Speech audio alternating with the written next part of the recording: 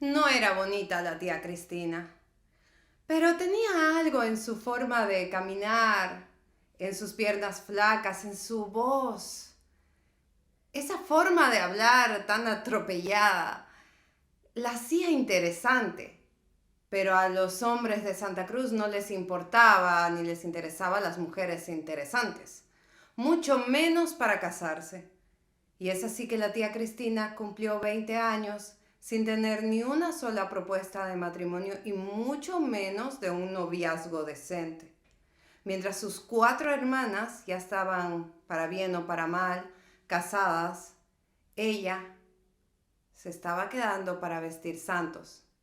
Muy pronto sus sobrinos la llamarían solterona, vieja quedada y demás sobrenombres sobre su estado civil. Su madre también estaba muy preocupada. Fue entonces que cuando sopló su vela número 21 en el horizonte, ya se veía al señor Arqueros. Una tarde, Cristina fue al centro de la ciudad a comprar unas lanas, unas cintas, unos botones para hacer unos bordados, un trabajo que ella estaba preparando en casa, cuando vio en una joyería al señor Arqueros. Pero más que eso, le llamaban la atención unos brillantes y un anillo de compromiso que ella quería saber el precio. Entró, se lo probó, lo miró de todos lados. Realmente le había gustado mucho ese anillo.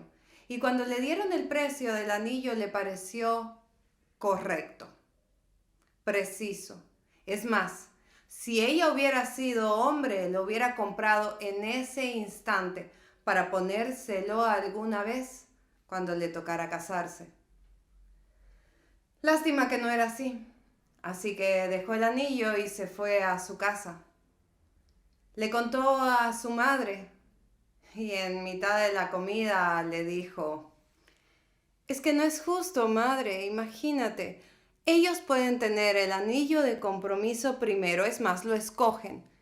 Incluso pueden escoger a la mujer que le combine al anillo, mientras nosotras lo único que hacemos es esperar que alguien venga con un anillo de compromiso. Hay quienes esperan toda su vida y hay otras quienes tienen un anillo de compromiso que les disgusta para toda su vida. ¿No te parece injusto, madre? Hija, deja de pelearte con los hombres. ¿Quién te va a cuidar después de que yo me muera? Yo, mamá. Yo me voy a cuidar. No habían pasado ni un par de horas de esta pequeña conversación cuando tocaron a la puerta. El mensajero de la joyería le había llevado el anillo y una carta. Un sobre en donde estaban los nombres y los apellidos de la tía Cristina. La tía Cristina se volvió a poner el anillo. Era justo el que ella se había probado, justo el que ella le gustaba, y mientras lo miraba de todos los lados posibles, repetía lo mismo que le había dicho a su madre un par de horas antes, o cosas parecidas. Luego abrió el sobre.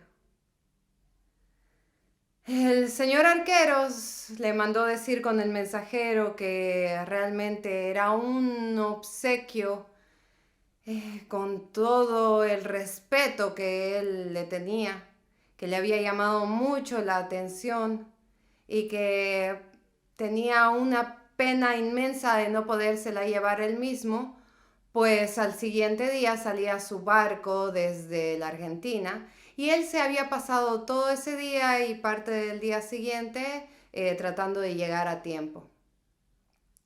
Abrió el sobre y cuando sacó la carta decía algo como esto: sus conceptos sobre la vida, las mujeres y los hombres, su deliciosa voz y la libertad con que camina me deslumbraron. No volveré a Bolivia en varios años, pero le propongo que me alcance en España. Mi amigo Emilio Suárez se presentará ante sus padres dentro de poco. Dejo en Él mi confianza y en usted mi esperanza. Le habían propuesto matrimonio. Su madre no lo podía creer. Y con Emilio Suárez como representante. Emilio Suárez era un amor imposible de la adolescencia de tía Cristina. Le llevaba por 12 años. Emilio Suárez era millonario, tenía muchísimo dinero. Muchas mujeres andaban detrás de él. Pero él era arisco. No le agradaban. Y con suerte alguna había tenido la fortuna de poder tomarse un helado con él en el Arenal y eso es todo. Él se había quedado soltero también. Pero aceptó por amistad casarse por poder con la tía Cristina, por la amistad que tenía con el señor Arqueros. Y así poderla mandar con él casada.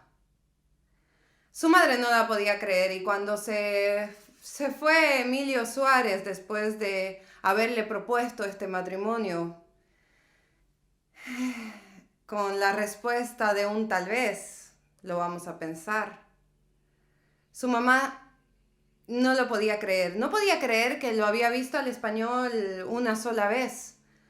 No podía creer que Emilio Suárez se prestara a esas cosas, un caballero, un hombre que siempre había dicho la verdad, que siempre había hecho lo correcto. Y después de darse cuenta el asombro que tenía Cristina en el rostro y la felicidad de no poder creer lo que le estaba sucediendo, lo aceptó. Pidió perdón y también permiso al cielo donde estaba su marido, el papá de Cristina, porque la iba a casar con un completo desconocido. Después del asombro, Cristina se puso a llorar por todo lo que iba a extrañar, se puso a llorar por la selva, por el río Piraí, por los cuñapés, por la Chiquitanía, por Portachuelo, por sus hermanas, por su madre, por sus parientes, por sus tíos, por el rancho de su amiga Juana, por los potreros de su tío Abelardo, por toda la comida, por el olor a las tortillas, por los huesos de su padre, por las lunas de octubre y de marzo, por las lluvias y los vientos de agosto, por la plaza, por la catedral, por los amigos, por la carretera. Y al día siguiente se fue por la calle con su anillo mostrándole a todo el mundo y contándole la buena nueva. Después de 6 meses se casó con el señor Arqueros, ante un juez, un notario, un cura y los ojos de Emilio Suárez. Ese Emilio Suárez que nunca se había fijado en sus piernas o en su voz, ni en su forma de caminar. Y luego de este matrimonio, ella partió. En 2 días llegó a la costa argentina y de ahí a un puerto español en donde la esperaba su amado. El señor Arqueros resultó ser todo un caballero, un trabajador, buen amante, buen marido, buen amigo, que se reía de la forma de hablar español de su mujer, de sus historias de aparecidos, de los duendes, de la viudita. Se reía incluso cuando Cristina se sonrojaba cada vez que él decía ¡coño! O se asombraba de las veces que todos los españoles se cagaban en Dios o lanzaban hostias por cualquier cosa. En la primera carta que Cristina le envió a su madre y a sus hermanas, les contó muy poco del paisaje, un paisaje de casas seguiditas y sembradíos. Pero sí le envió una receta a su madre de carne con vino tinto, que era un platillo exquisito del lugar. y a sus hermanas unas poesías de García Lorca, un hombre que había conocido recién en España y que la deslumbró. Sus hermanas y su mamá estaban contentas. Se notaba que ella era muy feliz. Y después de un año de cartas que iban y venían, llegó aquella en donde Cristina les contaba que el señor Arqueros había muerto. Era una carta sencilla, muy corta, sin dar ningún detalle. Hasta parecía carente de sentimientos. ¿Cuánto habrá sufrido?, decía la hermana de Cristina, que sabía de todas sus pasiones, de todo por lo que había pasado, era su confidente. ¿Cuánto habrá sufrido y cuánto estará sufriendo? Pues hay que esperar. Ellas esperaron la siguiente carta en donde Cristina tal vez profundizaría un poco en qué estaba pasando y en qué había decidido sobre su futuro. Cuando después de un almuerzo un domingo, Cristina se apareció en la sala con regalos para todos. Todos sus sobrinos no la habían soltado hasta que ella terminó de repartir todos los regalos.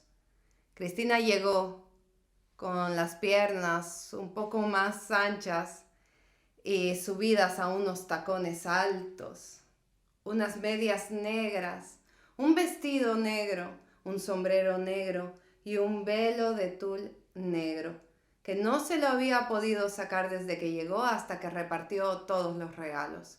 Luego se sacó absolutamente todo y con una sonrisa dijo: ya estoy de vuelta. Y Cristina se quedó en Santa Cruz desde entonces.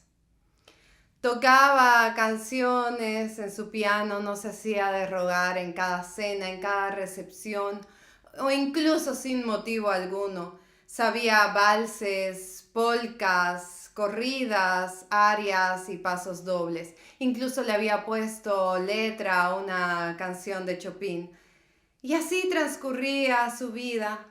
Era ahora la viuda de Arqueros. Y no se decía más. Había heredado de Arqueros una fortuna por la cual no había tenido que trabajar. Y después de sus fiestas y sus pianos, lo único que hacía era mostrar el anillo con sus largos dedos ya viejos, apuntarse y decir: esta se entierra en Santa Cruz. Y ahora dicen las malas lenguas de que el señor Arqueros nunca existió, de que Emilio Suárez dijo la primera y única mentira de su vida, convencido por quién sabe qué arte de la tía Cristina, y que la fortuna que supuestamente ella había heredado no era más que un contrabando que ella había cruzado el océano, metido y oculto en sus maletas y ajuar nupcial. Lo que sí se sabe es que desde entonces Emilio Suárez y Cristina Martínez no han dejado de hablar todos los días y de compartir hasta el final de su vida, cosa que en este pueblo nadie se lo había perdonado jamás, porque la amistad entre un hombre y una mujer es un bien imperdonable.